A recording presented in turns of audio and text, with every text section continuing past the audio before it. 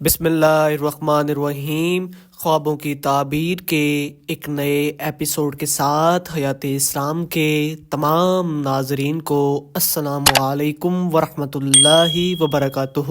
حضرت ابن سیرین رحمۃ اللہ علیہ نے فرمایا ہے کہ اگر کوئی شخص خواب میں دیکھے کہ ہوا سخت چلتی ہے تو دلیل ہے کہ ملک والوں کو خوف اور ڈر ہوگا، اور اگر ہوا کو اس قدر دیکھے کہ درختوں کو اکھیڑتی ہے اور خراب کرتی ہے تو دلیل ہے کہ اس ملک والوں کو مرض، طاعون اور سرخہ سے بلا اور مصیبت پڑے گی۔ حضرت کرمانی رحمۃ اللہ علیہ نے فرمایا ہے خواب میں گرم ہوا سرد بیماریوں کی دلیل ہے، اور معتدل اور سرد ہوا خواب میں دیکھنا اس ملک میں شوریدہ بیماریوں کے آنے پر دلیل ہے، اور معتدل ہوا اس ملک کی صحت اور تندرستی اور نیکی کسب پر دلیل ہے۔